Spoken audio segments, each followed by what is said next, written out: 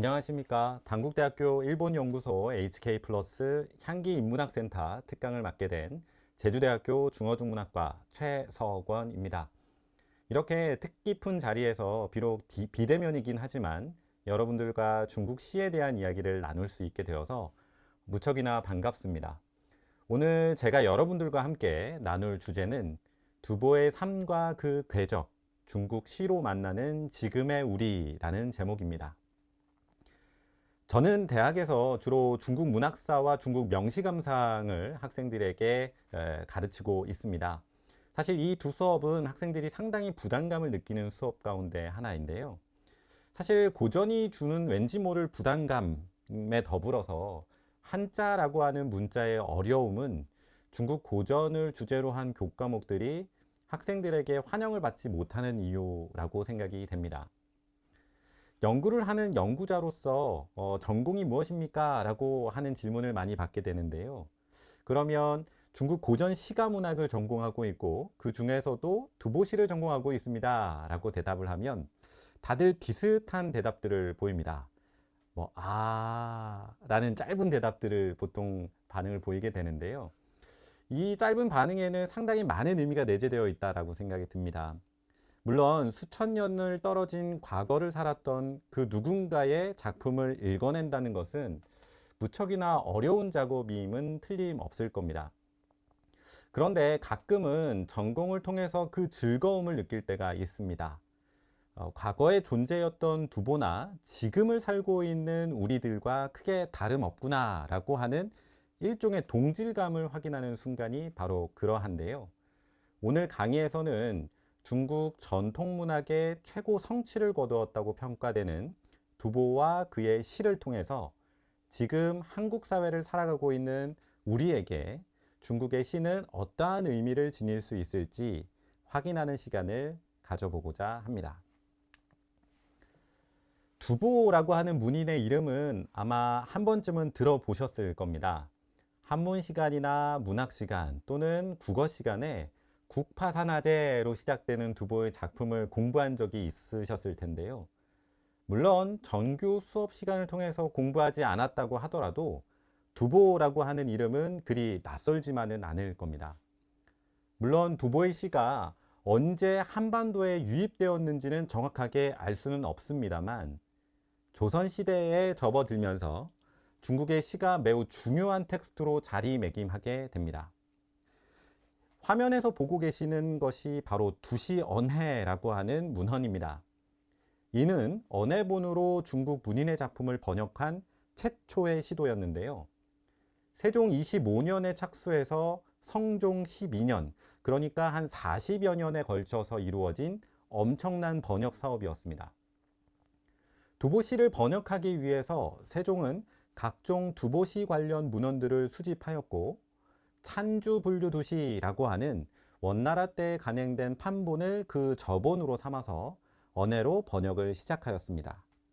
이 화면에서 보고 계시는 세종실록 100년에 대한 기록이 바로 세종이 갖가지 두보와 관련된 주석서들을 모아서 번역 작업을 시작했다라는 것을 보여주는 기록이라고 할 수 있겠습니다. 이렇게 당시 두보시를 번역하기 위해서 문인들은 물론이고 두보시를 꽤나 읽었다고 하는 승려들도 모두 함께 모아서 두보시 번역을 진행했다고 하는데요. 당시 두보시의 번역 사업이 꽤나 중요했다라고 하는 사실을 보여준다라고 할 수 있겠습니다. 두시 언해는 언해본이기 때문에 국문학 연구에서도 매우 중요한 의미를 지니는데요. 그런데 여기서 한 가지 의문점이 생깁니다. 왜 하필 두보의 시가 선택되었을까? 라는 질문입니다. 왼쪽에 보고 계시는 이 화면 가운데 그래프를 살펴보시면 막대기로 성종과 세종 시기 그리고 선조 시기에 두보시에 대한 언급이 꽤나 많았음을 우리는 알 수 있습니다. 사실 조선왕조실록에는 여러 흥미로운 기록들이 상당수 남겨져 있는데요. 제가 전공하고 있는 두보시 그리고 두보에 대한 언급들을 통계를 낸 결과가 화면에 보고 계시는 바로 이 그래프라고 할 수 있겠습니다. 성종 때는 총 9번에 걸쳐서 두보시에 대한 언급이 기록되어 있고요. 세종과 선조 때는 모두 8번으로 두보시에 대한 기록이 언급되어 있음을 살펴볼 수 있었습니다. 그런데 아무래도 조선왕조실록이라고 하는 것은 국정 운영 등등에 대한 언급들이 대다수를 차지하고 있기 때문에 우리가 소위 말하는 문학, 시인으로 알려져 있는 두보나 그의 시가 언급되는 예는 아주 많지는 않다라고 할 수는 있겠습니다. 그런데도 하필이면 성종 시기와 세종 그리고 선조 시기에 각각 9번과 8번으로 언급되어 있음을 확인할 수 있는 이 이유는 과연 무엇이었을까요? 방금 설명드렸다시피 성조 시기 때는 두시 언해가 발간된 시기였고요. 세종 시기는 두시 언해가 시작되는 시점이었기 때문에 이를 떠올리면 이 두 시기의 언급의 양이 많았던 이유를 쉽게 이해할 수 있을 겁니다. 그런데 하필 선조 시기 때 두보와 그의 시에 대한 언급이 많았던 이유는 무엇이었을까요? 오른쪽 기록을 통해서 알 수 있듯이 이충원이 대동중송이라는 것을 지어서 외란으로 어지럽혀진 조선을 바로 세울 것을 건의하면서 두보시를 언급하고 있는 장면을 확인할 수 있습니다. 당나라는 안사의 난으로 인해서 점차 쇠망의 길을 걷게 됩니다. 알록산과 사사명의 난을 줄여서 부르는 이 안사의 난은 그 피해가 상당했다라고 전해지는데요. 심지어 수도였던 장안이 함락되었고 10년 가까이 전쟁을 겪어야만 했습니다. 그런데 선조 시기 또한 이 두보가 경험한 고통의 시간을 지냈는데요. 바로 임진왜란이 그러합니다. 선조 시기 두보와 두시가 자주 소환되었던 것은 두보가 경험했던 안사의 난이라고 하는 엄청난 피해의 경험과 선조 당시의 상황이 유사했기 때문이라고 이해할 수 있겠습니다. 숙종실록에는 흥미로운 기록이 남아 있습니다. 일단 숙종실록 32권에 기록되어 있는 기사를 함께 살펴보도록 하겠습니다. 같이 한번 읽어보면요. 임금이 말하기를 두보의 시에 이르길 한몸 같은 군신 사이라 제사도 함께하도다 라고 하였으나 무후의 묘가 소혈제의 묘 근처에 있었기 때문이었다. 이로써 미루어 보건대 육신의 사후를 그대로 두는 것이 또한 무슨 방해가 되겠는가. 임금이 말하기를 두보의 시에 이르길 붕하내에도 영안궁에 있었도다 라고 하였는데 이 영안궁은 아마도 무후의 사당 근처에 있는 듯하다 하였다 라고 하는 것이 숙종실록 32권의 기록입니다.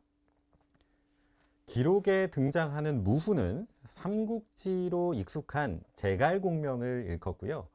소열제는 제갈공명과 함께 천하를 도모하고자 했던 유비를 일컫습니다.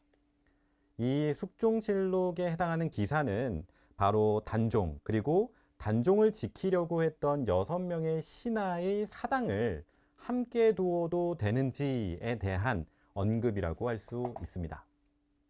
숙종은 단종과 그의 신하들의 사당을 함께 두어도 무방함을 주장하고 있는데요. 이를 주장하면서 두보의 시를 언급하고 있습니다.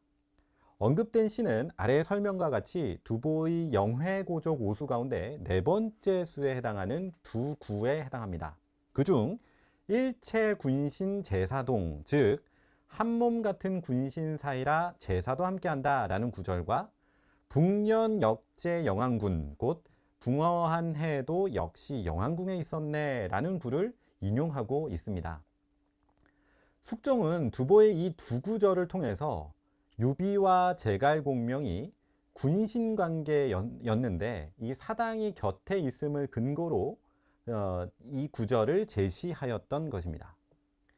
나중에 다시 말씀을 드리겠습니다만 두보의 시는 시사, 즉 시로 쓴 역사라고 평가되는데요.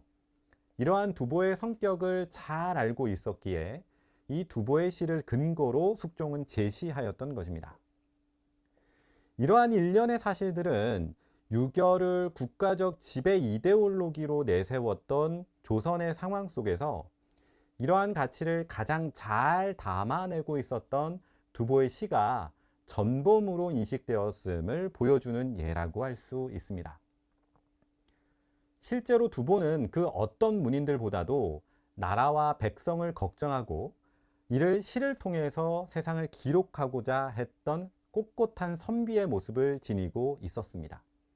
그러하기 때문에 조선에서는 두보의 이러한 이데올로기적 가치관에 입각해서 두보를 평가하고 있었던 것이라고 할 수 있습니다. 그렇다면 이 두보라는 사람은 어떤 인물이었을까 한번 같이 살펴보도록 하겠습니다. 이 두보라고 하는 인물은 712년에 탄생을 해서요. 770년까지를 살았습니다. 당나라 때의 문인으로 낙양 근처의 공현이라고 하는 마을에서 태어났는데요. 두보의 자는 자미 그리고 소릉야로라고 하는 호도 가지고 있습니다. 그래서 이 두자미 또는 두소릉이라고 하는 명칭으로 두보를 부르기도 하는데요. 여러분도 잘 아시는 이백이라는 시인은 시선이라고 하는 또 다른 별칭을 가지고 있습니다. 그에 반해서 두보는 시성이라고 하는 평가를 받는데요. 이 이백을 신선으로 두보를 성인으로 부르는 것은 이백과 두보의 대조적인 성격을 잘 보여주는 평어가 아닐까 생각이 됩니다. 두보의 선조들 가운데에는 두예라고 하는 문무가 뛰어난 문인도 존재했었고요. 할아버지 두심원은 당나라 초기 근체시 발전에 상당한 역할을 담당했던 인물로 평가되기도 합니다. 그림은 두보의 대표적인 초상화입니다. 여러분은 어떠십니까? 여러분들이 상상하고 있었던 두보의 모습과 일치하는지 모르겠습니다. 두보의 일생을 공부하다 보면 지금 그림에서 보고 있는 두보의 모습과 맞을 수도 있고요. 두보의 작품을 통해서 두보는 이렇게 생기지 않았을 거야 라고 하는 여러분들만의 두보의 모습이 상상되어질 수도 있을 거라고 생각이 듭니다. 이 강의를 통해서 여러분들만의 두보의 모습을 한번 그려보셨으면 좋겠습니다.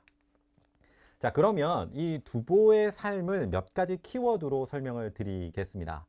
두보는 참으로 힘든 일생을 보냈는데요. 그의 일생을 크게 4가지의 키워드로 간추려 봤습니다. 키워드를 살짝 살펴보면요. 두보의 삶이 참으로 힘들었겠구나 라고 하는 것을 금방 알 수 있지 않을까 싶습니다. 당나라 때에는 과거 시험을 통해서 인재를 선발했습니다. 과거의 주요 과목은 시를 짓는 것이었는데요.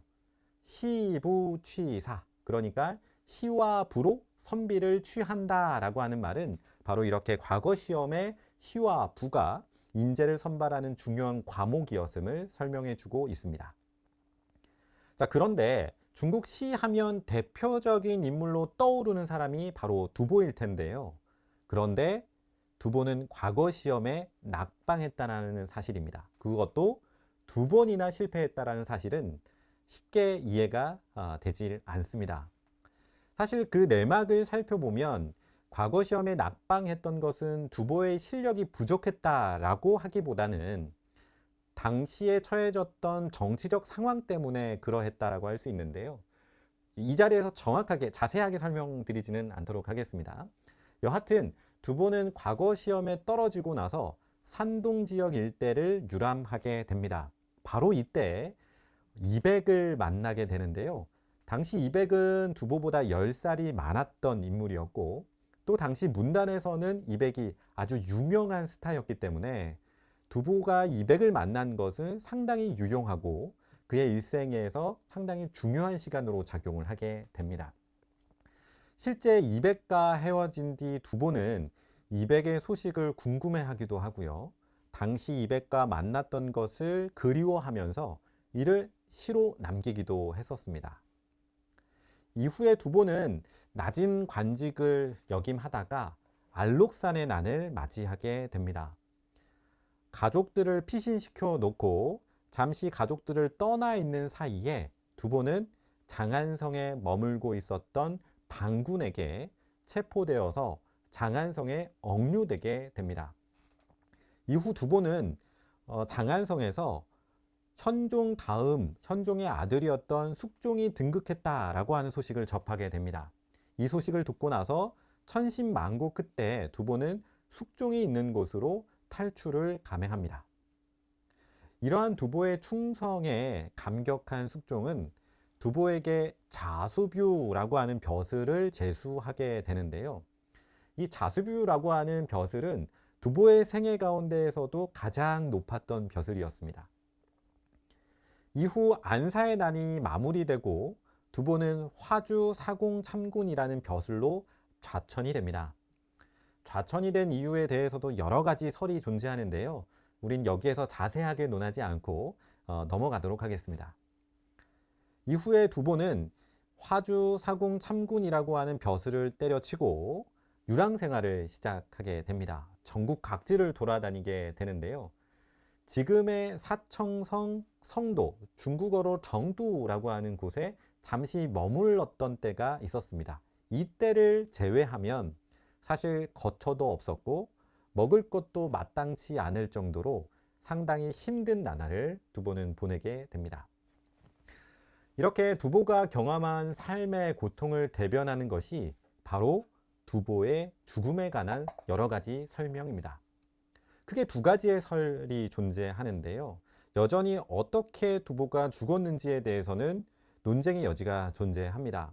그 가운데 대표적인 것이 바로 뢰양이라는 곳에 두보가 도착하자 그곳 태수가 두보에게 소고기와 술을 보내주었는데 그동안 먹을 것을 제대로 먹지 못한 두보가 이를 먹고 급체해서 사망하게 되었다라고 하는 것이 첫 번째 설입니다. 시성이라고 하는 두보가 급체해서 죽었다라고 하는 건 상당히 믿기 힘들 정도로 허망하기까지 합니다. 그런데 다행히도 이 설은 그 신뢰도가 떨어집니다. 보통 학자들은 두보가 고향으로 향하는 상강에서 죽음을 맞이하였을 것이다 라고 설명을 하는데요. 저 역시도 이 설이 맞다라고 생각은 듭니다. 다만 뢰양에서 두보가 급체해서 죽었다라고 하는 설이 존재하는 것은 물론 그 신뢰도에 있어서는 의문스럽기는 하지만 이는 고통스러움을 견뎌내었던 두보의 삶, 그것을 대변해 주기 위한 일종의 만들어진 전설이 아니었을까 생각해 봅니다. 그만큼 두보의 삶은 힘들고 고되었다라는 것을 보여준다라고 할 수 있겠습니다. 자, 그렇다면 몇 가지의 키워드로 두보의 삶을 설명드렸는데요. 그럼 구체적으로 두보의 삶의 궤적을 보여줄 수 있는 작품들을 같이 한번 살펴보도록 하겠습니다. 자, 먼저 망악이라고 하는 작품입니다. 자, 제목을 보면요. 망악, 즉 태산을 바라보다 정도로 번역을 할 수 있겠는데요. 먼저 그러면 작품을 함께 읽어보도록 하겠습니다. 제가 중어중문학과에 다니니까요. 또 이 두보의 시는 중국의 한시이기 때문에 중국어 발음으로 한번 읽어보면 어떨까 싶습니다. 그래서 제가 중국어 발음으로 읽고 번역으로 또 같이 읽어보도록 하겠습니다. 자, 望月大众妇如何其如亲未了造化众神秀阴阳各昏晓烫胸生层云决自路归鸟会当凌决定一览中山小. 자, 제가 중국어로 한번 읽어봤는데요. 번역도 한번 같이 읽어보겠습니다. 태사는 대저 어떠한가 재와 노에 걸쳐 재와 노에 걸쳐 푸른 모습 끝이 없다. 조물주는 신령스럽고 빼어난 기운을 모아놓았고 산의 앞쪽과 뒤쪽은 밤과 새벽을 갈랐다. 층층의 구름이 생겨나니 마음이 후련히 씻기고 눈을 크게 뜨고 보니 돌아가는 새가 산으로 들어간다. 언젠가 반드시 산꼭대기에 올라 무산들이 작은 것을 한번 내려다 보리라. 자, 이 작품 3, 4구에서는요. 빼어난 기운이 모여있고 산의 앞과 뒤는 태양의 빛이 넘어가지 못할 정도로 높아서 마치 낮과 밤이 공전하는 듯한 모습을 묘사함으로써 태산의 웅장함을 설명하고 있습니다. 그리고 또 5, 6, 9 층층의 구름이 생겨나니 마음이 후련히 씻기고 눈을 크게 뜨고 보니 돌아가는 새가 산으로 들어간다 라고 하는 구절에 대한 해석은 몇 가지 가능성은 있습니다만 이 두 구는 3, 4구에서 나타나는 태산의 웅장함 속에서 움트고 있는 두보의 마음이 묘사되어 있다라고 이야기할 수 있겠습니다. 바로 이 5, 6구를 이어서 마지막 7, 8구로 들어감으로써 태산처럼 나 역시도 웅건한 사람이 되어야 되겠다라고 하는 다짐으로 작품이 마무리되고 있습니다. 이 망악이라는 시는 작품의 제목에서 보듯이 바라본다 라고 하는 의미를 담고 있습니다. 그러니까 두보는 지금 태산 안에 들어가 있는 것이 아니라 태산을 바라보고 있는 시점입니다. 즉 태산과 같이 웅건한 모습을 아직 하고는 있지 않지만 나도 언젠가는 태산처럼 웅건한 사람이 되어야지, 즉 나중에 꼭 태산처럼 뭇산들이 우러러보는 산이 되어야지 라고 말하고 있는 작품이라고 할 수 있겠습니다. 자, 사실 7, 8, 9는요 공자가 태산을 올라가 보니 천하가 작게 느껴졌다라고 하는 맹자의 이야기에서 비롯된 것이라고 할 수 있습니다.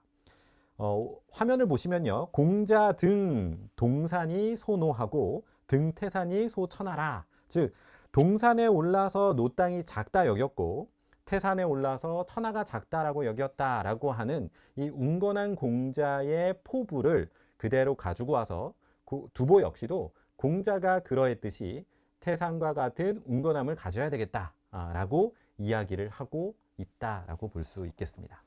자, 아까도 말씀드렸다시피 제목에 망자를 사용하고 있습니다. 아까도 설명드린 바와 있듯 이 망자는 멀리 쳐다보는 행위입니다. 내가 저 속에 들어가지 못하고 밖에 나와 있는 일종의 일부에 존재할 때, 외부에 존재할 때 다시 하도록 하겠습니다. 7, 8, 9 하겠습니다. 예. 그러면은 네. 안 끊을게요. 네. 중간에 박수 한 번만 쫙 쳐줘서 네. 시작해주세요. 자, 7, 8, 9는 일찍이 공자가 태산에 올라서 천하가 작게 느껴졌다라고 하는 맹자의 고사에서 비롯된 것이라고 할 수 있습니다.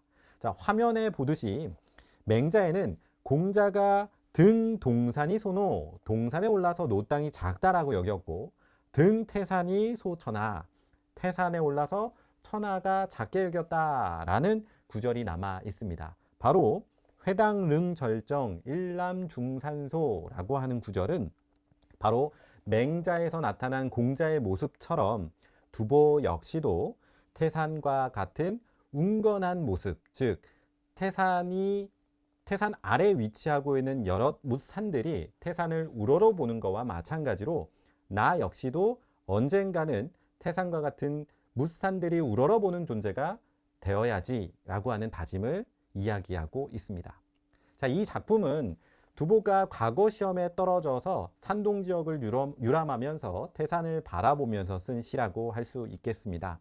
비록 과거에 낙방하긴 했지만 여전히 나는 언젠가 태산이 되리라 라고 하는 웅건한 뜻을 품었던 두보의 모습을 바로 망악이라고 하는 작품을 통해서 우리는 확인할 수 있겠습니다.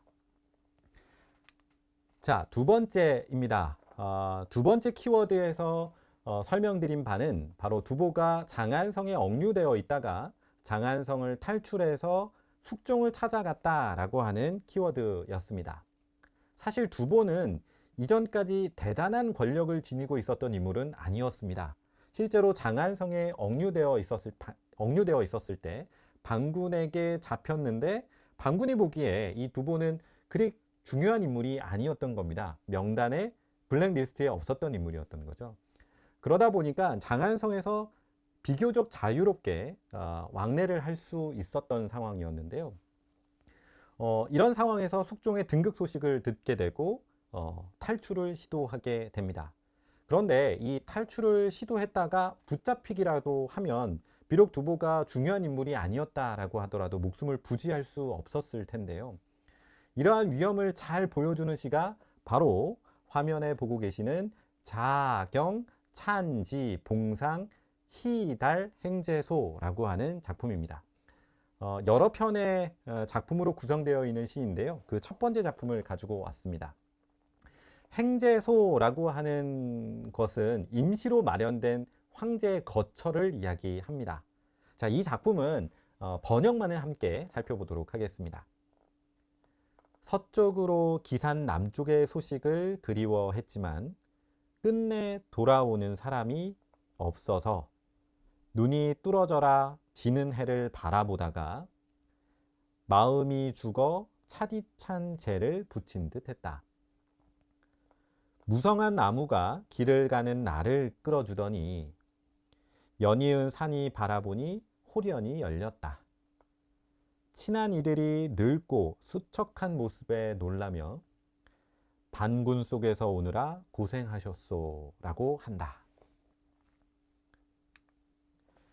자, 주석에서 볼 수 있듯이 일구에 등장하는 서어기양신의 기양이라고 하는 것은 기산 남쪽을 가리키고요. 이 기산 남쪽은 봉상, 즉 황제가 머물고 있는 곳을 가리킵니다.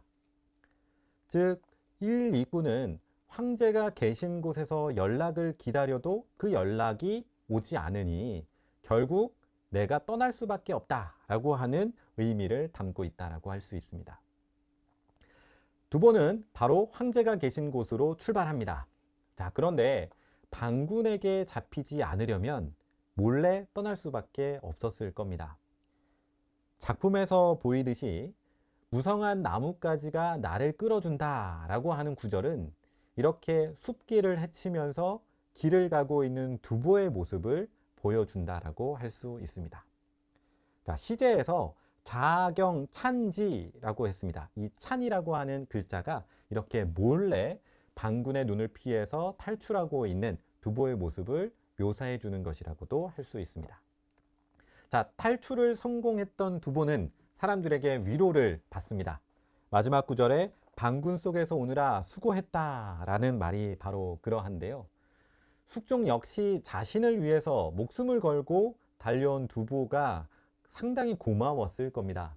결국 두보의 일생에서 가장 높았던 자수뷰라고 하는 벼슬을 받게 되는 것이죠.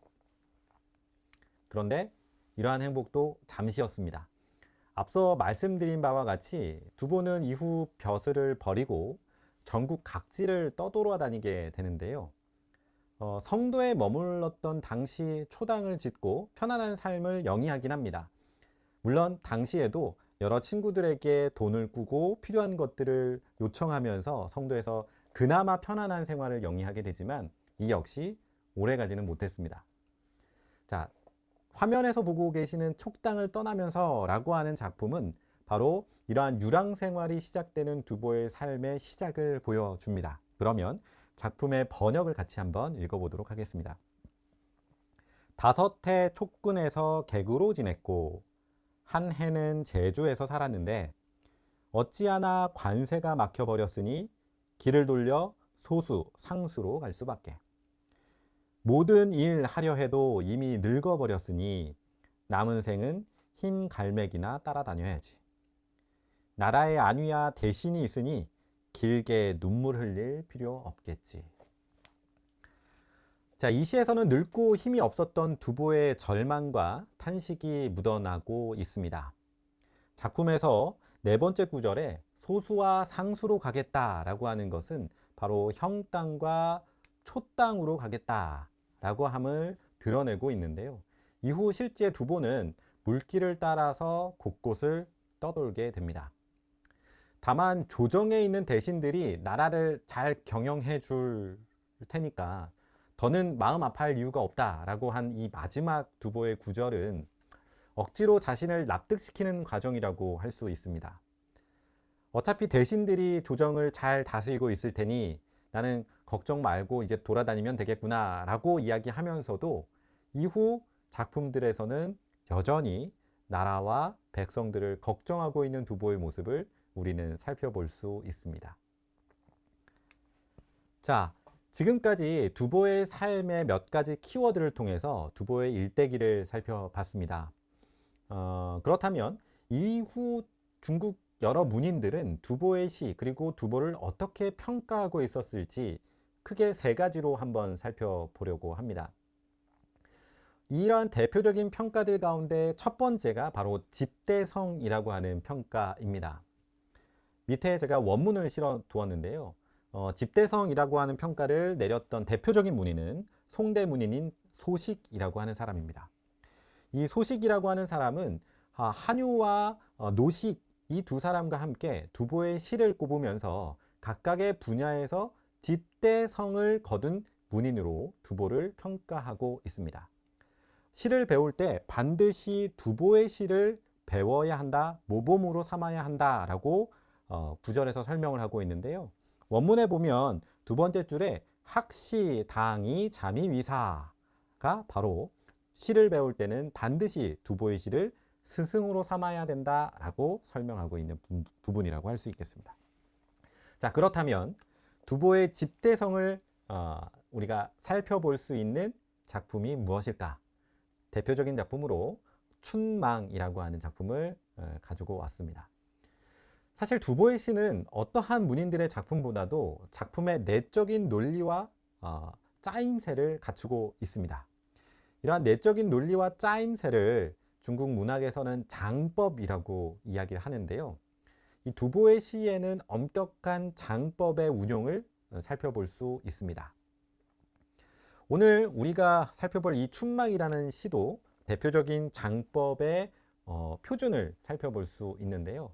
이 시도 워낙 유명한 시이기 때문에 제가 중국어로 한번 읽어보고 작품을 번역으로도 읽어보도록 하겠습니다. 춘왕 国破山河在 城春草木深 感时花溅泪 恨别鸟惊心 烽火连三月 家书抵万金 百头扫更短 混欲不胜沾. 자, 번역을 한번 읽어볼까요? 나라가 파괴되어도 산과 강은 그대로고 성은 봄인데도 초목만 우거졌네. 시절을 느끼니 꽃을 보고도 눈물 흘리고 이별을 서러워하며 새소리에도 가슴 놀라네. 봉화는 석 달째 이어지고 집안의 편지 만금은 나가겠다. 흰머리 긁을수록 더욱 짧아져 아무리 해도 비녀를 이기지 못하네. 자, 작품의 시제를 먼저 살펴보겠습니다. 바로 춘망인데요. 이 망자는 앞서서 태산을 바라보다 망학이라는 작품에서도 설명을 드렸습니다. 바로 봄이 찾아왔지만 봄 속에 참여하지 못하고 바라보고 있어야만 한다라고 하는 뜻을 가지고 있습니다. 사실 요즘 팬데믹 상황으로 인해서 누군가를 만나서 함께 식사를 하고 차를 마시고 이야기하는 일상이 매우 귀해졌습니다. 저도 이 코로나19와 함께 제주대학교로 내려가게 됐는데요. 비대면 수업만 하느라고 학생들을 여지껏 제대로 강의실에서 만나질 못했습니다. 일상이 빨리 회복되기를 무척이나 바라고 있는 저이기도 한데요. 바로 두보는 봄을 바라보고 있으면서 봄다운 봄이 회복되기를 바라고 있습니다. 왜 그럴까요? 봄을 즐기지 못하는 이유를 두보는 일구에서 설명하고 있습니다. 바로 국파라고 하는 상황입니다. 나라가 깨졌기 때문에 두보는 봄을 제대로 즐기지 못하고 있었던 건데요. 안사의 난으로 나라가 어지럽혀졌기 때문에 두보는 봄을 제대로 즐기지 못함을 이후 구에서 쭉 설명해내고 있습니다. 자, 한번 볼까요? 3구를 보면 시절을 느끼니 봄꽃을 보고도 눈물을 흘린다 라고 했습니다. 원래 꽃을 보면서 즐거워해야 하지만 두보는 눈물을 흘리고 있습니다. 왜 그럴까요? 1구에서 국파라고 하는 키워드를 이미 던져줬고 나라가 깨졌기 때문임을 우리는 3구에 눈물을 흘리고 있는 이유로 이해할 수 있겠습니다. 4구에서 새소리에도 가슴 철렁인다, 가슴 놀란다 라고 설명하고 있습니다. 봄날 새소리가 들리면 상당히 즐겁고요. 아름답습니다만 두보는 철렁철렁 가슴이 덜컹덜컹 놀라고 있습니다. 왜 그럴까요? 역시 국파 때문에 그렇습니다. 봉화가 계속 이어지고 평소 주고받았던 집안 사람들과의 편지 또한 매우 귀해졌습니다. 편지가 만금의 값어치가 된다고 하고 있는데요. 이 역시 모두 국파라는 상황 때문에 그렇습니다. 결국 이런 걱정들로 두보는 머리가 빠지고 있습니다. 이 또한 국파 때문인 것이죠. 이렇게 국파라고 하는 키워드가 작품의 전체를 통괄하고 있습니다. 결국 봄을 제대로 즐기지 못하고 있기 때문에 시제에서도 망자를 사용하고 있는 것이죠. 8구로 되어 있는 근체시의 경우에 이 두 구씩을 묶어서 하나의 연으로 삼는데요. 이를 기승전결이라고 부릅니다. 자, 그런데 승과 전 부분을 주목해 주시기 바랍니다. 먼저 감시란 시절을 느낀다라는 뜻이고요. 한별은 이별을 서러워한다라는 뜻인데요. 이는 전에 해당하는 두 구절의 의미와 연결이 되고 있습니다. 즉, 감시란 봉화가 3개월 동안이나 이어지는 이러한 시국을 느끼고 있다라는 것을 말하는 것이고요. 이별이라는 것은 6구에서 설명을 해주고 있듯이 가족들 간의 이별을 이야기하는 것이라고 할 수 있습니다. 즉, 시국과 그로 인한 개인의 불행을 이어서 묘사해내고 있는 거라고 할 수 있는 것이죠. 결국 나라의 운명과 나의 운명은 분리될 수 없음을 나타내는 것이라고 할 수 있겠는데요. 소식이 집대성이라고 이야기한 것은 이렇듯 시 안에 나름대로의 논리와 짜임새, 엄정한 짜임새를 보여주고 있기 때문에 두보의 시는 모범으로 배워야 한다. 즉, 집대성이라고 평가한 이유라고 할 수 있겠습니다. 자, 두 번째 두보시를 평가하는 평어는 시사입니다. 이 시사에 대해서 맹계라는 인물이 평어를 남겼는데요. 아래 이 평어에서 알 수 있듯이 두보는 안사의 난 그리고 유랑 생활을 하면서도 모든 것들을 시에 녹아내고자 하였습니다.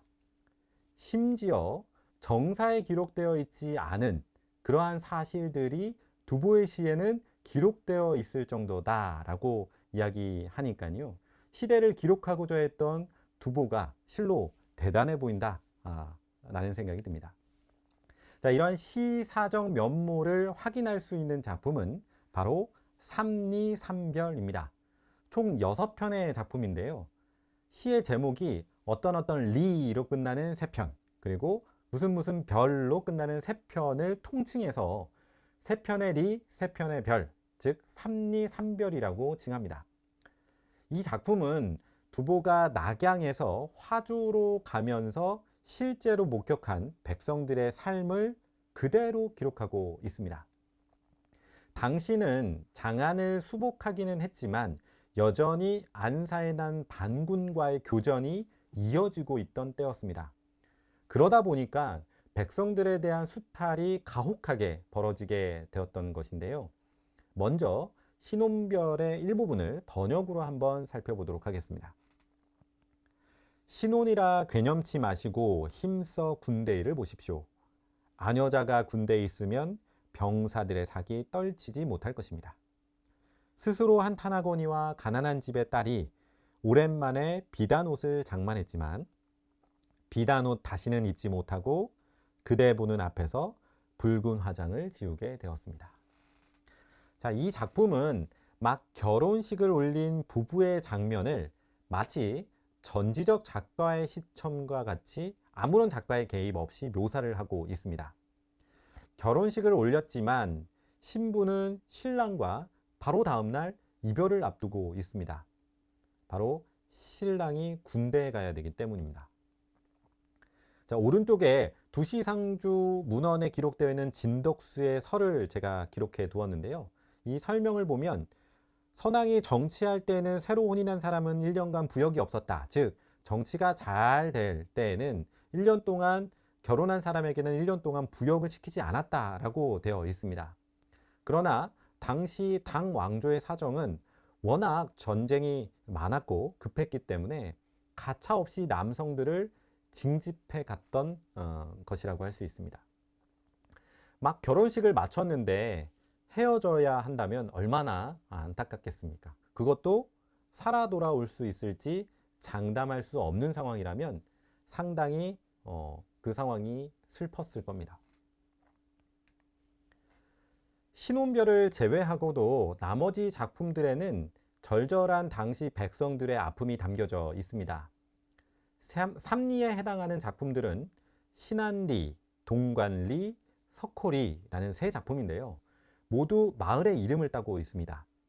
그중 석호에서 만난 백성들의 이야기를 잠시 살펴보면요. 갑자기 관리가 어느 집의 대문을 두드립니다.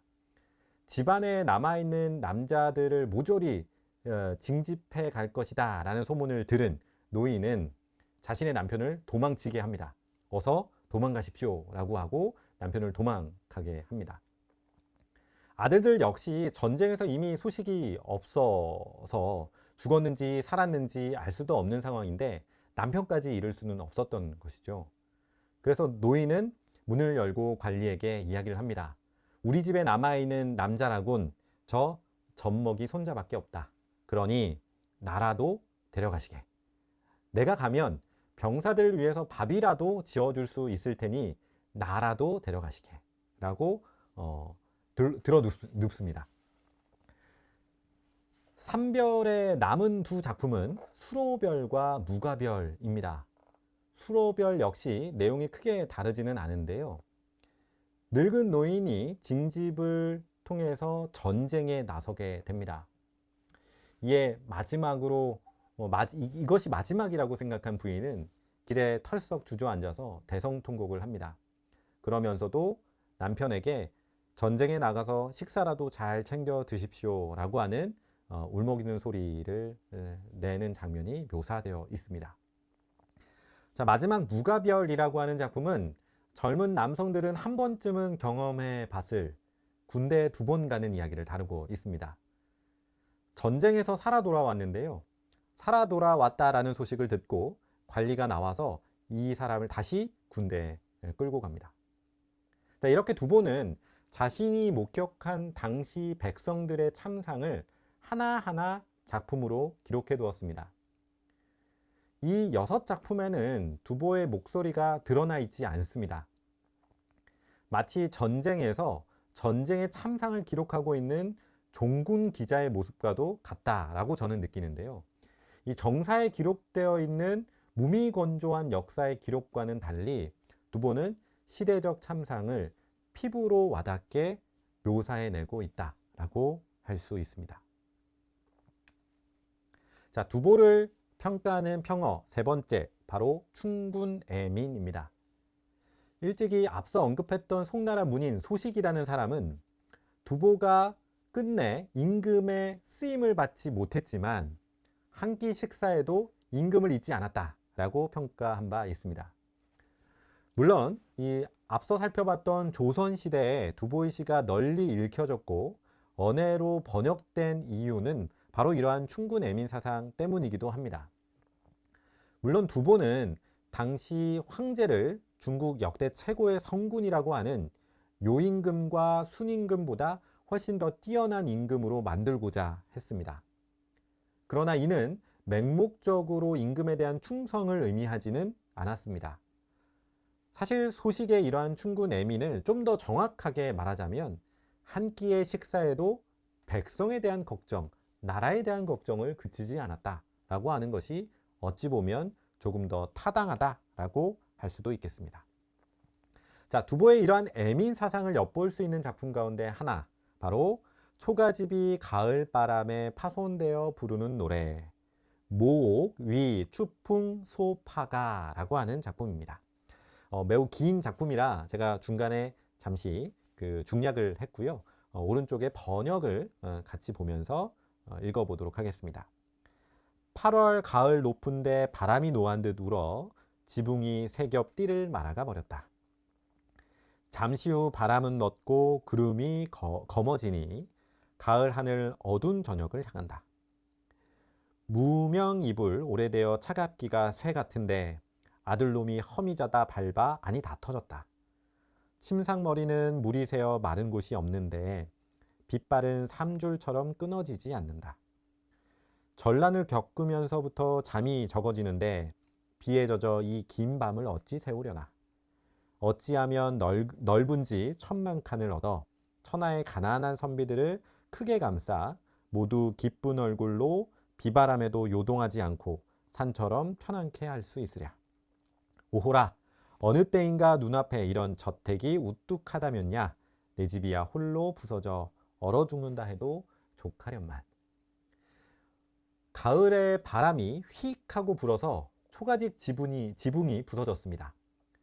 부서진 지붕 사이로 찬바람이 슝슝 불어오다 보니 밤에 잠이 쉽게 들 수 없는 상황을 묘사하고 있습니다.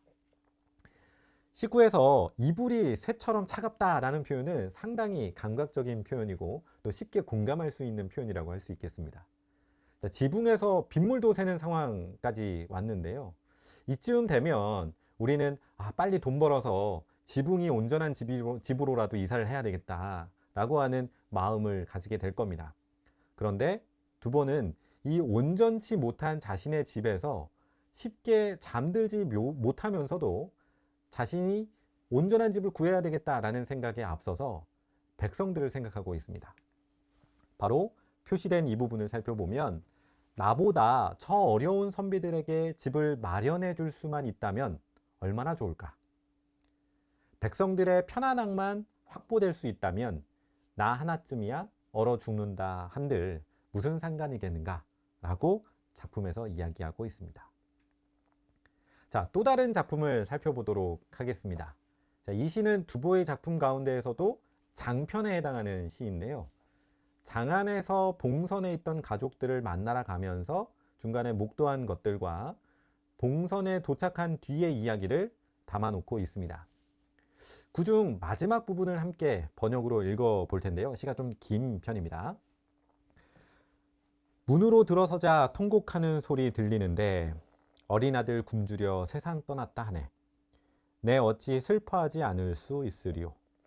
골목 이웃들도 목매어 우는데 부끄러운 것은 아비가 되어 먹을 것 없어 아들 요절하게 했음이랴.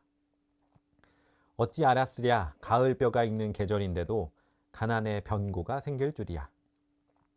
살아서는 항상 조세를 면제받았고 징병 명단에 이름 오르지 않았지만 지난 자취 더듬어 보니 마음 아프기만 한데 백성들은 본디 더 처량하도다. 생업을 잃은 이들 생각나고 저 멀리 숫자리 나간 병사들도 떠오르네. 근심스런 마음 종난산 높이와도 같이 끝이 없어 거둘 수 없구나. 앞선 구절들을 통해서 알 수 있듯이 가족들이 있는 봉선에 도착한 두보는 어딘선가 울음소리를 듣게 됩니다. 그런데 이 울음이 자신의 집에서 나는 소리가 자신의 집에서 나는 소리임을 깨닫게 됩니다. 막내 아들이 제대로 먹지 못해서 세상을 떠난 것인데요.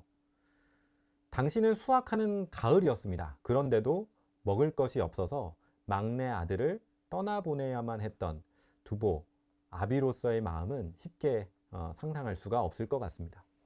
그런데 그 뒷부분에 주목할 필요가 있습니다. 설명을 제가 기록해 놓았듯이 두시상주라고 하는 두보시를 설명해 놓고 있는 주석서의 설명에 의하면 두보는 당시 양반 가문의 사람이었는데요. 그렇기 때문에 백성들이 처해야만 했던 조세와 징집은 면할 수가 있었습니다. 바로 이 구절에 그러한 두보의 상황이 설명되어 있는데요. 이렇게 조세와 징집이 면제될 수 있었다 하더라도 두보의 삶이 물론 풍족했던 것만은 아닐 겁니다.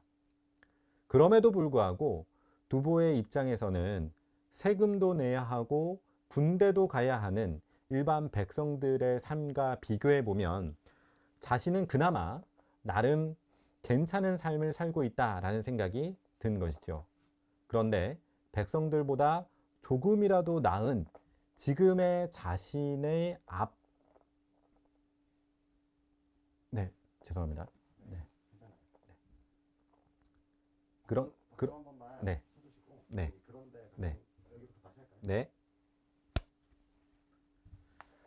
그런데 백성들보다 조금이라도 나은 신세인 자신이 먹을 것 없어서 아들을 잃어야 하는 상황이라면 백성들은 어떠한 상황일지에 대해서 생각이 이르게 된 것입니다. 자, 두시상주에서는 이에 대해서 두보는 그런 일에 해당하지 않았어도 오히려 생활이 고달팠는데 하물며 가난한 백성들 중에서 생업을 잃거나 멀리 가서 술자리 서는 사람들은 어떠했겠는가라고 설명하고 있습니다. 이처럼 두보는 무엇보다도 나라의 안정과 백성의 행복을 우선하고 있었던 인물이었습니다. 사실 두보의 시는 그가 살았던 당나라 때에는 문인들의 환영을 널리 받지 못했습니다. 송대에 이르러서 비로소 두보의 시는 문인들에게 환영을 받게 되는데요. 이는 송나라가 유가적 지배 이데올로기로 국가의 지배 이데올로기를 성립시켰기 때문입니다. 바로 두보시에 내재되어 있었던 사상적 토양과 송대의 유교적 지배 이데올로기가 부합했기 때문인데요. 앞서 설명드린 바와 같이 조선 왕조에서도 두시가 처음 언해로 번역된 그 이유도 이러한 유가적 이데올로기 때문이었다고 할 수 있겠습니다. 물론 두보의 시에는 방금 살펴본 바와 같이 백성과 나라를 걱정하는 유가적 이데올로기가 탑재되어 있는 것은 물론입니다. 그런데 저는 두보의 시를 또 다른 관점으로 읽어볼 필요가 있지 않나라는 생각이 듭니다. 중국 근대를 이끌었던 문인 가운데 한 사람이라고 평가되는 양계초라고 하는 인물이 있는데요. 그는 일찍이 시성이라고 하던 그간의 두보의 평가를 정성이라는 평가로 바꾸어서 두보시를 이해하고자 했습니다. 양계초는 두보를 무엇보다도 마음이 따뜻한 한 인간으로서 바라보아야 한다라고 설명을 하고 있는 것인데요. 사실 지금까지 두보의 시는 유가적 이데올로기 속에서 강조되어 왔음은 누구도 부인할 수 없을 겁니다. 그런데 이에서 벗어난다면 좀 더 인간적인 두보, 그리고 다양한 스펙트럼을 갖고 있는 두보의 작품을 볼 수 있지 않을까 생각해 볼 수 있겠습니다. 자, 그러면 이러한 다양한 두보의 스펙트럼을 담고 있는 작품들을 몇몇 함께 살펴보도록 하겠습니다. 먼저 월야라는 시를 살펴보도록 하겠습니다. 이 월야라는 시는요, 가족을 부주에 피난시켜 둔 채로 두보가 반군에게 잡혀서 장안에 억류되어 있을 때 지은 시라고 할 수 있습니다. 물론 두보가 당시 장안으로 향했다가 반군에게 잡혔다는 설과 두보는 애초에 행제소로 가려고 하다가 반군에게 잡혔다라는 설이 존재하긴 하는데요. 여기서 뭐 중요한 이야기는 아니라서 크게 상세하게 다루지는 않겠습니다. 자, 어찌됐건 반군에 잡혀서 장안에 억류되었던 두보는 무엇보다도 걱정이 두보의 소식을 기다리고 있을 아내였을 겁니다. 자, 그러면 먼저 작품을 읽어보도록 하겠습니다. 번역으로 함께 읽어보도록 하겠습니다. 월야, 달 밝은 밤. 오늘 밤 부주의 달을 아내는 홀로 바라보겠지. 멀리 어린 아이들을 가련히 여기나니 장안을 생각하는 마음을 알지 못하겠지. 향기로운 안개에 구름 같은 머리는 젖고 맑은 달빛에 옷 같은 팔은 차갑겠지. 어느 때나 얇은 휘장에 기대어 함께 달빛 받으며 눈물 흔적 말릴런지. 자, 이 작품은 방금 설명드린 창작 배경을 염두에 두면서 바로 표시한 5, 6구를 번역해야 합니다. 자, 시에는 특히 고전 시에는 의문형이라든가 과거형 등과 같은 것이 표시되어 있지 않기 때문에 번역할 때 특히 주의해야 하는데요. 이 작품은 부주에 있으면서 남편의 소식을 걱정하고 있을 아내의 모습을 상상하면서 쓴 것이기 때문에 5구와 6구는 추측으로 번역을 해야 옳습니다. 즉 5구와 6구는 부주에서 언제나 남편이 돌아올지 밖에서 기다리고 있을 아내의 모습을 상상하고 있는 장면이라고 할 수 있겠습니다. 자, 5구에 나타나는 향기로운 안개에 구름 같은 머리가 젖는다 라고 하는 이 구절은 밤 늦도록 남편을 밖에서 기다리느라 밤 안개에 머리가 젖고 있는 아내의 모습을 두보가 상상하고 있는 것이고요. 6구에 나타나는 팔이 차갑다라고 하는 건 역시 밤 공기에 바깥에서 기다리고 있는 아내의 팔이 차가워졌을 것이다 라고 하는 그 모습을 상상하고 있는 두보의 이야기라고 할 수 있겠습니다. 이렇게 나를 기다리고 있을 아내를 어서 빨리 만나서 과거에 힘들었던 일들을 서로 위로해야 할 텐데 라고 하는 탄식으로 이 작품은 마무리되고 있습니다. 자, 억류되어서 소식을 전하지 못하는 상황에서 나보다 아내의 마음을 더 걱정하고 있는 두보의 모습을 생각해 보면 앞서 살펴봤던 우국애민, 충정으로 꼬장꼬장한 두보의 모습보다는 조금 더 다정하고 따뜻한 마음을 가졌던 남편으로서의 모습이 그려지지 않을까 싶습니다. 자, 두 번째 또 다른 작품을 살펴보도록 하겠습니다. 이 시의 제목은 북정인데요. 북쪽으로 가다라고 하는 뜻을 가지고 있습니다. 자수부의 벼슬을 맡고 있었던 두보는 잠시 황제의 허락을 받아서 부주에 있었던 가족을 만나러 가게 됩니다. 당시 황제가 머물던 행제소, 행제소는 그 북쪽에 행제소 북쪽에 부주가 위치하고 있었기 때문에 시의 제목이 북쪽으로 가다라는 제목이 만들어졌습니다. 두보의 작품 가운데 장편에 해당하는 이 작품은요, 당시 전쟁의 참상 그리고 도착했을 당시 가족들의 빈곤함을 묘사하고 있습니다. 상당히 긴 시이긴 합니다만 그 일부분을 잠시 번역으로 살펴보도록 하겠습니다. 평소 사랑스러웠던 아이들은 눈보다 얼굴빛 더 하얀데 아비 보고는 얼굴 돌려 우니 때가 낀 채 발에는 버선도 신지 않았네. 침상 앞 두 딸내미 기워 입은 옷이 겨우 무릎을 가렸네. 분과 눈썹먹 자루에서 꺼내고 이불 휘장도 늘어놓으니 비쩍 마른 아내 얼굴에 화색이 돌고 어린 딸은 빗질을 해대네.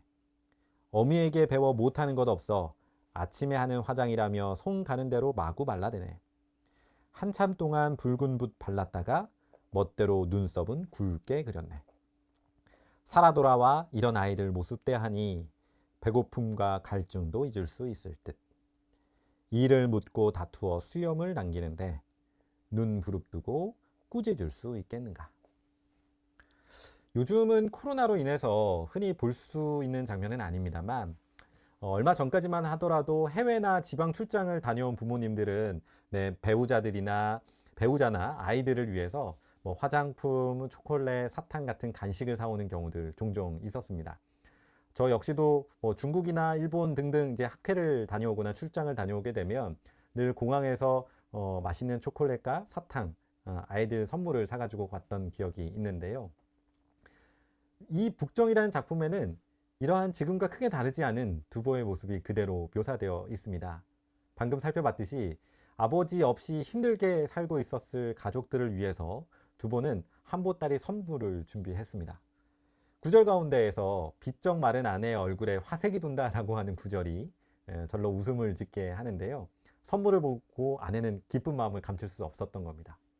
아이들도 처음에는 오랜만에 아버지를 보기 때문에 어색해 하다가도 이후에는 선물 보따리를 뒤적이고 또 아내에게 준 화장품을 자신들이 얼굴에 그려보고 또 아버지의 수염을 당기는 모습들도 등장합니다. 이렇게 아버지를 귀찮게 했으면 평소 같았으면 소리를 버럭 지르고 장난치지 말아라 라고 야단을 쳤을 텐데 오랜만에 아이들을 봤기 때문에 힘들게 하루하루를 아버지 없이 버텼을 아이들을 생각하면 오늘만큼은 자상한 아빠가 되어야 되겠다 라고 하는 두보의 마음이 시 속에 그려져 있습니다.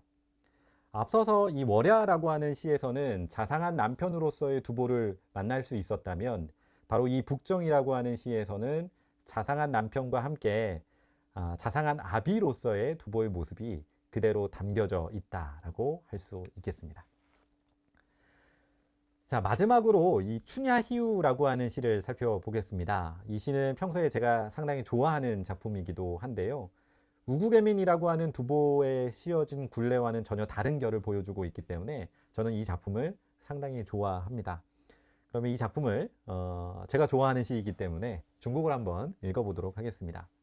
춘예 시유, 好雨知时节，当春乃发生。随风潜入夜，润物细无声。野径云几黑，江船火独明。晓看红湿处，花重锦官城. 좋은 비 시절을 알아 봄이 되니 만물을 싹 틔우는구나. 바람 따라 남몰래 밤에 들어와서 만물을 적시는데 간으로 소리조차 없구나. 들길엔 구름이 함께 어두운데 강변 불빛만이 홀로 밝구나. 새벽에 붉게 젖은 곳 바라보면 금관성의 꽃이 무겁겠지. 자, 크리스마스가 설레는 이유는 그동안 착한 일을 많이 해서 보답을 주는 산타크로스의 등장 때문일 겁니다. 어른이 된 이후로도 저 역시 가끔은 저에게 산타크로스가 오면 어떨까라는 꿈을 꾸곤 했는데요. 아직까지 저를 찾아주지 않는 걸 보면 제가 착한 일을 많이 하지 못한 것 아닐까라는 생각이 듭니다. 자, 이 춘야히우라고 하는 이 작품은 산타크로스와 같은 비의 존재를 찬미하고 있는 작품입니다. 봄의 건조함을 씻어줄 비가 필요했던 것 같습니다. 그런데 때에 맞춰서 딱 맞게 비가 내리고 있습니다. 그런데 이 비는 한꺼번에 한창 막 쏟아내는 장대비, 그래서 사람들을 불편하게 하는 그런 비도 아니고요. 또 가뭄을 해소할 수 없을 정도로 아주 찔끔 내리는 가랑비도 아니었습니다. 적절하게 내리는 그야말로 호우였습니다. 또한 밤새 사람들이 자고 있을 때 내려주고 있어서 사람들이 큰 불편함을 겪지 않아도 되는 그런 비였던 존재였습니다. 마치 저는 이 시를 보면 비는 산타크로스와 같은 그런 생각이 드는데요. 이런 비의 존재가 두보는 너무도 고마웠던 것 같습니다. 덕분에 내일 새벽에 일어나면 꽃이 활짝 핀 거리, 여기서의 금관성은 이제 성도를 가리키는데요. 그러한 도시를, 꽃이 활짝 핀 도시를 볼 수 있지 않을까라는 희망을 품게 되었으니 더더욱 이 비는 두보에게 고마운 존재였을 겁니다. 두보는 이러한 비의 존재를 바라보면서 나도 저와 같은 사람이 되어야지 라고 하는 다짐을 했을 수도 있겠습니다. 여하튼 자상한 남편과 아버지, 그리고 평소 거창하지는 않지만 삶을 지탱해주는 일상의 고마움을 알았던 두보의 모습이 그의 작품 곳곳에 숨어 있다고 할 수 있습니다. 바로 양계초가 말한 대로 과연 정성, 따뜻한 마음의 인간적인 모습을 담고 있는 두보의 모습들이 그의 작품 속에서 찾아낼 수 있는 것이죠. 정성으로서의 두보의 모습을 활용한 예가 있습니다. 바로 2009년도에 개봉한 호시절이라는 영화인데요. 방금 살펴본 춘야히우의 첫 구절 혹시 생각나십니까? 하오이 쯔시지에, 우리말로 하면 호우지 시절이라고 하는 구절인데요. 여기에서 세 번째 글자 지자를 빼서 영화 제목으로 호우시절이라는 제목을 삼았습니다. 자, 여러분들이 다 아실 만한 정우성이라고 하는 배우가 이 영화에 출연했는데요. 이 영화는 한중 합작으로 촬영되었다고 합니다. 물론 흥행에는 다소 실패했다라고 들었는데요. 두보를 전공하고 있는 저로서는 이 영화가 무척이나 반갑고 소중한 존재였습니다. 무엇보다도 두보가 잠시나마 즐거운 시간을 보냈던 사천성 성도 정두라고 하는 곳을, 그리고 그곳에 남아있던 두보의 초당을 공간 배경으로 삼고 있고, 또 여자 주인공은 이곳에서 가이드를 담당하고 있는 두보 석사 논문을 준비하고 있는 연구생으로 등장하고 있는 일련의 소재들은 저로서는 무척이나 반가운 그런 지점들이었습니다.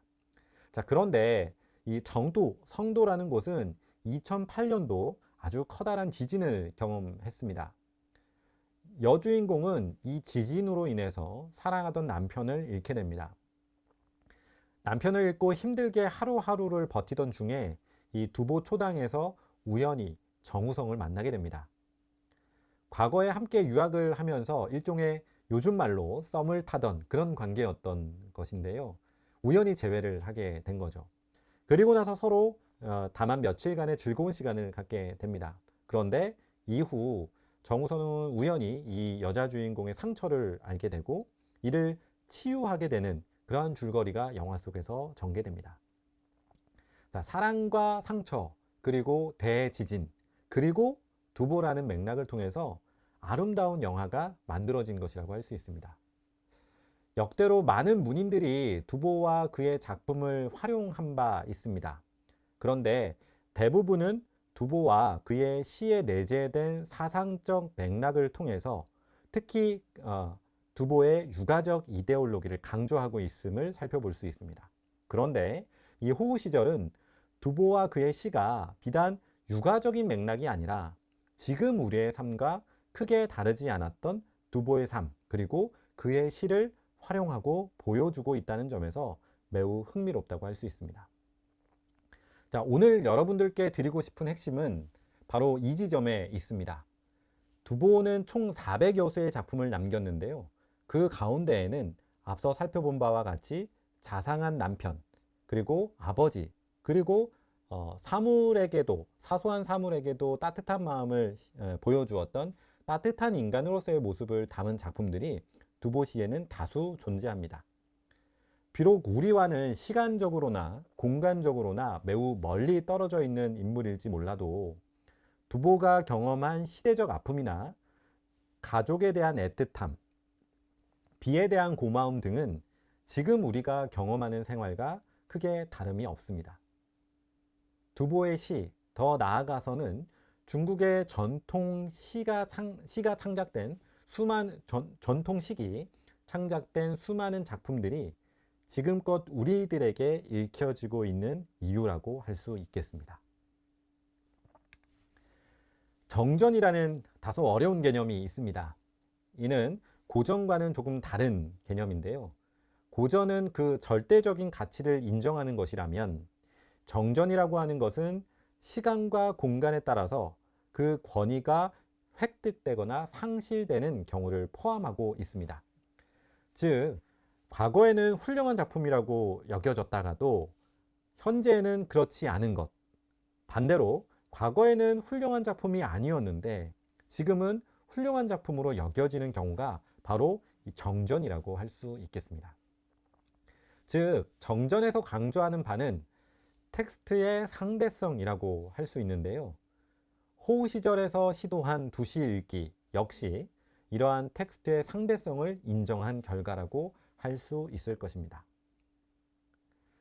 저는 제주대학교에서 명시감상 수업을 캡스톤 디자인이라는 형식으로 진행하고 있습니다. 학생들이 중국 명시를 사회 전반에 활용할 수 있을까라는 의문점에서 시작해서 다양한 작품들을 만들고 다양한 시도들을 강구하고 있는데요. 화면에서 보이는 것이 바로 이 캡스톤 디자인의 결과물이라고 할 수 있습니다. 그런데 처음에는 모든 분들이 걱정을 하셨습니다. 이 중국 명시로 무엇을 할 수 있지? 라고 저에게 되물어 보셨는데요. 그런데 이 작년에 이어서 올해에도 캡스톤 디자인을 실시했던 저희 학생들이 대상의 영예를 안았습니다. 도화원기라고 화면에 쓰여져 있는 이 책자가 바로 이 올해 대상을 받은 작품인데요. 이 작품은 도연명의 도화원기라는 작품을 활용해서 제주의 특정 지역을 설명하는 그러한 관광 가이드북입니다. 이 팀에는 중국, 일본 유학생들도 있었고요. 또 다소 몸이 불편한 친구들도 있었습니다. 그래서 이 제주의 여행호는 비단 한국 사람뿐만이 아니라 중국, 일본, 그리고 몸이 불편한 분들에게도 편의를 제공할 수 있는 관광 가이드 책자를 만들어서 결국 제주관광공사에서 시행하는 이 캡스톤 디자인 경연대회에서 대상을 수여했습니다. 이 밖에도 명시를 활용해서 화면에 보시다시피 감귤 포장 박스를 만들거나 당연히 이 포장 박스에는 감귤과 관련된 시구절을 활용하고요. 또 VR을 활용해서 중국의 명시를 소개하는 프로그래밍을 시도해 보기도 하고요.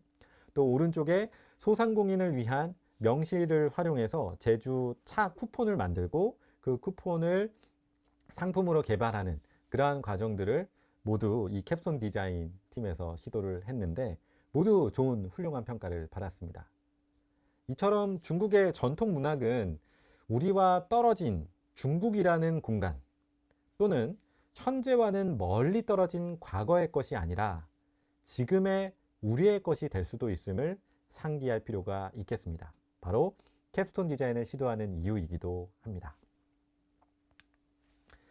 제 강의는 여기까지입니다. 비록 짧은 강의이긴 합니다만 이를 계기로 두보의 다양한 작품들이 여러분들에게 삶의 지표이자 동행이 되었으면 합니다.